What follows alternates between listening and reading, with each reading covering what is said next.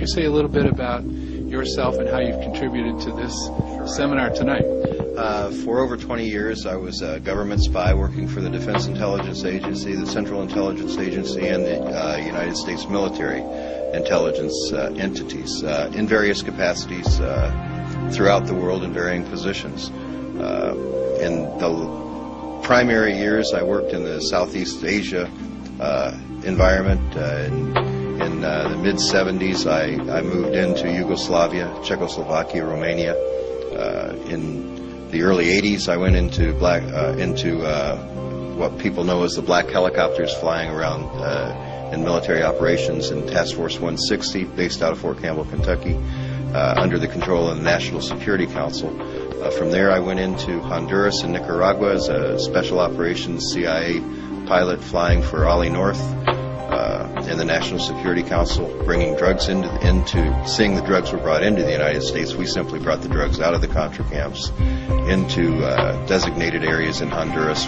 They were then transferred into military and civilian aircraft and brought into the United States, dispersed to our children around the United States.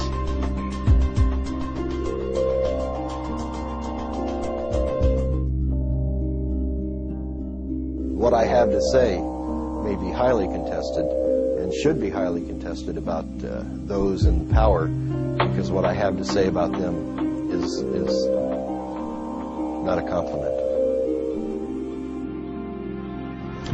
Did George Bush have knowledge about the drug operation coming out of Central America and South America? Yes. Explain. Well, he was in one of the camps. Yeah, but did he know about it? He was standing at a press. George was also, in addition to Ollie. George Bush was standing right at a cocaine press. And did he have a picture of that? In a place called Roos Roos. I have a picture of something. Okay, we won't go into that. I believe I was paid for 22 years to work for the American people. I believe that you have the right, as Americans in this country, as taxpayers, to know what happened. What you do with this information is completely up to you.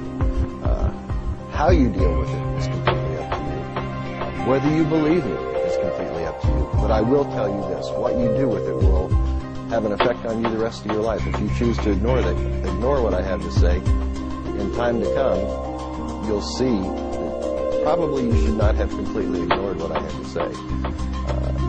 And that's just my own opinion. But it's an opinion of an intelligence officer who's been out there, who's been battling in the field for the right for you to call me a liar. I think this is a wonderful country when it's a country that you have the right to your own opinion. There aren't many countries out there where you can have the right to your own opinion. And I think that we need to continue to protect our rights to have that opinion.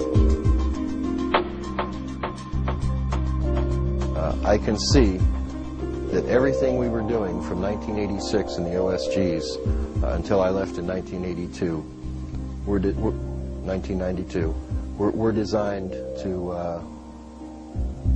align countries into a one-world government.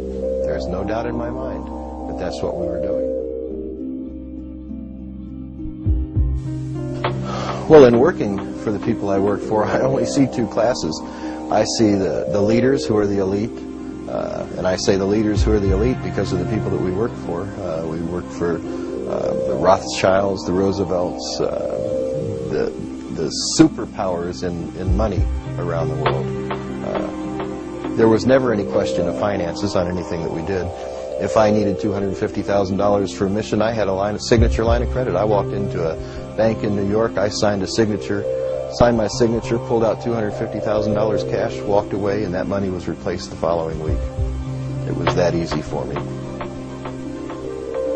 So in answer, I hope that I've answered that in saying there's two groups. There's the citizens and there's the elite. And that's all there are. Those around the world that think that there's going to be an upper class or that there's going to be comfort like there was, there won't be. Myself, I see even maybe a third class, but that third class won't be considered citizenry on the New World Order. It'll be considered enemies of the New World Order who are possibly living in state of an underground. I think in summing up what I'd like to say to all of you who listen to this video, and in the media, I'd like to ask one question. Is anybody there?